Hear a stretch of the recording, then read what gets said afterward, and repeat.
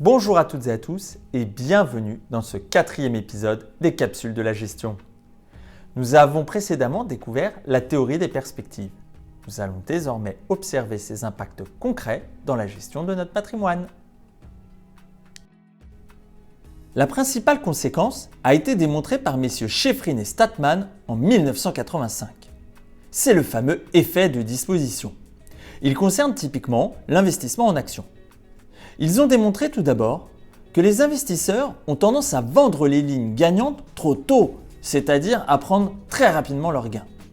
À cela, les raisons sont multiples. Dans une situation de plus-value latente, on est tenté de sécuriser ses gains rapidement.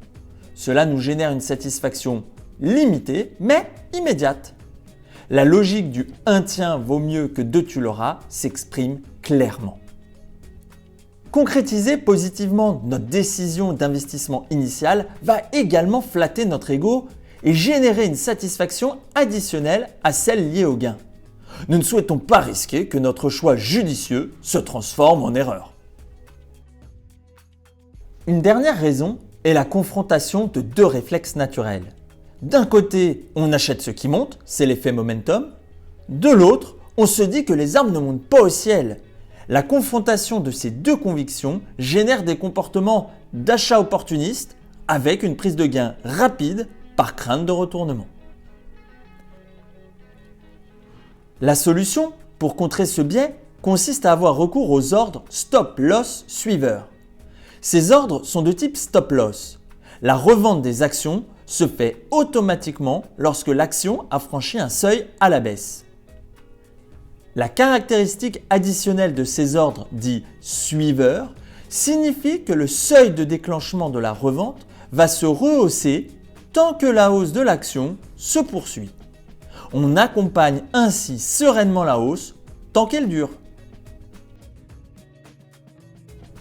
Sheffrin et Statman ont également démontré que les investisseurs ont tendance à conserver leurs lignes perdantes trop longtemps. À cela, les raisons sont multiples. Dans une situation de moins-value latente, c'est-à-dire de perte probable, nous avons vu que la logique du quitte ou double l'emporte. Cela se caractérise souvent par le fait de moyenner à la baisse. Ce comportement est risqué car on augmente son montant investi, donc son risque, au fur et à mesure que l'action baisse. Deuxièmement, le biais comportemental de surconfiance en soi, c'est-à-dire de ne pas accepter qu'on a eu tort, nous empêche de couper nos pertes.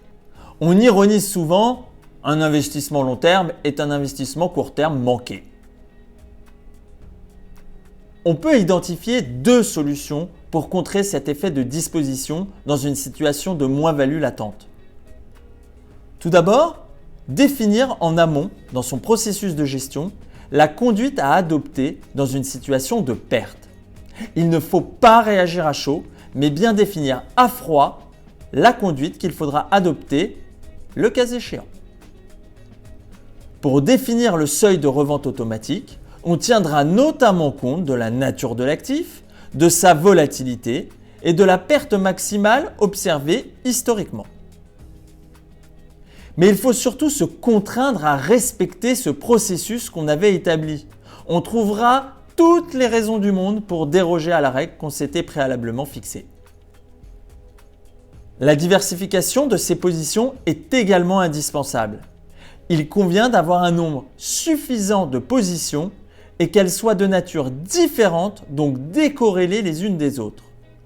Plus on a de lignes, moins il nous sera difficile d'en couper une en cas de perte. Si on n'est pas assez diversifié, on aura tendance à tomber dans la logique du quitte ou double, mettant alors en péril toute notre épargne. En résumé, l'effet de disposition se caractérise par la vente rapide des positions gagnantes et la conservation trop longue des positions perdantes. Alors qu'en toute rationalité, il faudrait faire l'inverse. Nous avons vu dans cet épisode des solutions concrètes nous permettant de mieux y parvenir. Cet épisode est désormais terminé. Merci à vous de l'avoir suivi. Dans le prochain épisode, nous observerons comment la subjectivité et la manière de vous présenter les placements peuvent influencer très fortement vos décisions d'investissement.